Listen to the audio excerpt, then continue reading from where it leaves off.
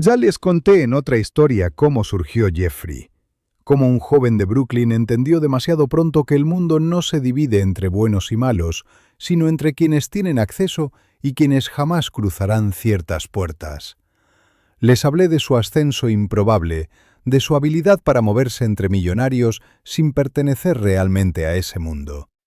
Ahora hablaremos de algo más oscuro, porque si alguna vez el mal decidió bajar a la tierra sin hacer ruido, no lo hizo con fuego ni con sombras evidentes. Bajó con traje oscuro, con voz serena, con una sonrisa medida. Bajó con contactos, y era este hombre, Jeffrey Epstein.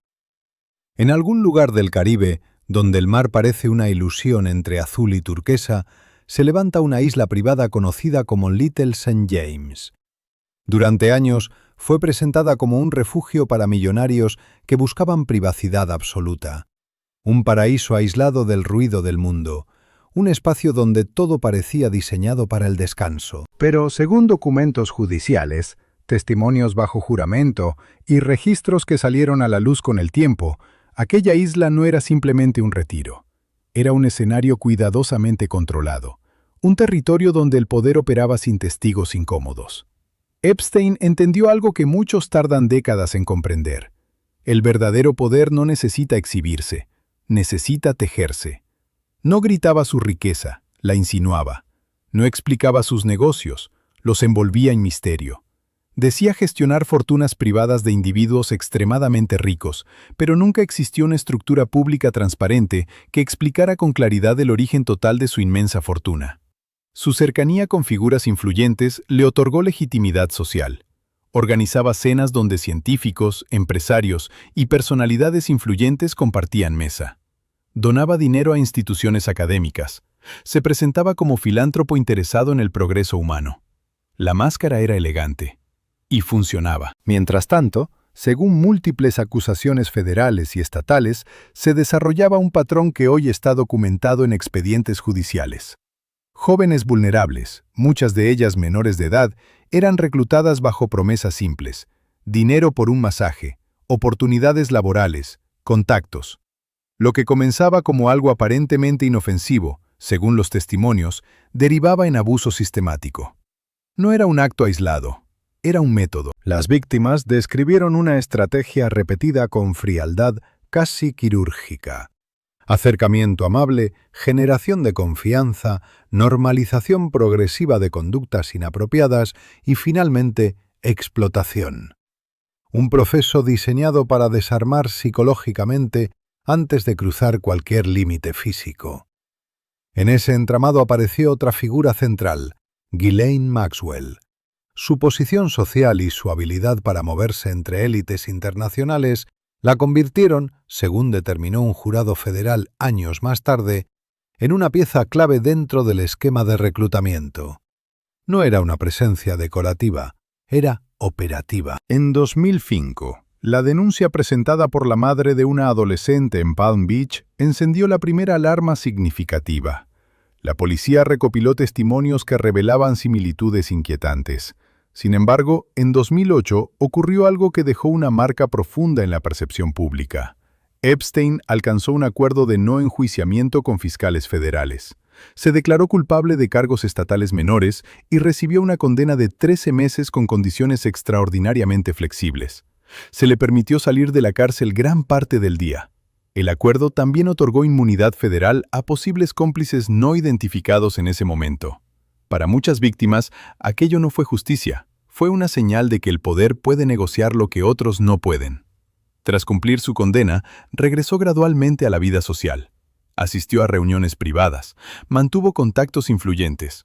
La normalidad volvió a envolverlo, como si el episodio judicial hubiese sido una simple interrupción. Durante años, el caso pareció diluirse en la memoria pública, hasta que investigaciones periodísticas reexaminaron los acuerdos y documentos sellados. La presión aumentó, las preguntas regresaron. En julio de 2019 fue arrestado nuevamente, esta vez por cargos federales de tráfico sexual de menores. El expediente describía una red que se extendía por décadas. Durante el registro de su residencia en Manhattan, Se incautaron dispositivos electrónicos, documentos y materiales que formarían parte de la investigación. Por primera vez, parecía inminente un juicio que podría exponer en detalle no solo las acciones de un individuo, sino el entorno que lo rodeaba. Pero el 10 de agosto de 2019, Epstein fue encontrado sin vida en su celda en el Centro Correccional Metropolitano de Nueva York. La conclusión oficial determinó suicidio por ahorcamiento. Sin embargo, fallas en los protocolos de vigilancia y en los sistemas de seguridad alimentaron dudas públicas que persisten hasta hoy. Investigaciones posteriores señalaron negligencia del personal penitenciario, aunque la conclusión oficial se mantuvo.